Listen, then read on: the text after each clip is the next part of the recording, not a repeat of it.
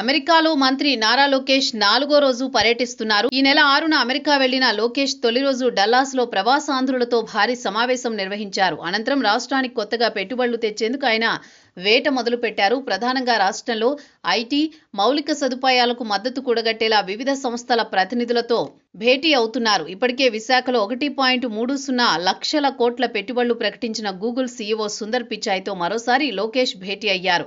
San ఫ్రాన్సిస్కోలో Google సంస్థ CEO Sundar పిచాయ్తో పాటు Google cloud CEO Thomas Kurian, vice president Bikash కోలేను మంత్రి లోకేష్ కలవనున్నారు. విశాఖలో $15 బిలియన్ పెట్టుబడులను ముందుకు వచ్చినందుకు గూగుల్ ఉన్నత స్థాయి బృందానికి లోకేష్ కృతజ్ఞతలు తెలిపారు.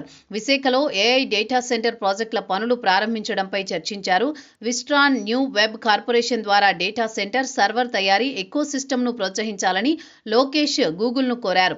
ఆంధ్రప్రదేశ్లో రాబోయే డ్రోన్ సిటీ ప్రాజెక్టులో డ్రోన్ అసెంబ్లీ, కేలిబ్రేషన్, టెస్టింగ్ యూనిట్ను ఏర్పాటు చేయాలని విజ్ఞప్తి చేశారు. మంత్రి లోకేష్ విజ్ఞాపనలపై స్పందించిన గూగుల్ సీఈఓ సుందర్ పిచాయ్ మాట్లాడుతూ భారత్లో క్లౌడ్ రీజియల్ విస్తరణతో పాటు గూగుల్ ఫర్ స్టార్టప్స్ యాక్సిలరేటర్ ద్వారా స్టార్టప్లకు మద్దతు ఇస్తున్నట్లు చెప్పారు. విశాఖలో గూగుల్ ప్రకటించిన $15 బిలియన్ విలువైన ఏఐ డేటా సెంటర్ అమెరికా వెలుపల అతిపెద్ద ఎఫ్డీఐగా మరోసారి స్పష్టం చేశారు.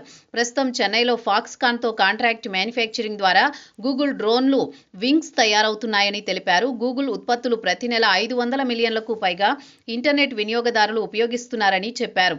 ఏపీ ప్రభుత్వ ప్రతిపాదనలపై సంస్థలో చర్చించి నిర్ణయం తీసుకుంటామని సుందర్ పిచాయ్ హామీ ఇచ్చారు. మంత్రి లోకేష్తో సుందర్ పిచాయ్తో పాటు గూగుల్కు చెందిన global networking and infrastructure vice president Bikash Kole, Google cloud CEO Thomas Kurian ఉన్నారు. అదేవిధంగా మంత్రి లోకేష్ ఓప్స్ ర్యాంప్ సీఈఓ వర్మతో సమావేశమయ్యారు. అమరావతిలో డిజైన్ అండ్ ఇన్నోవేషన్ అకాడమీ ఏర్పాటు చేయాలని కోరారు.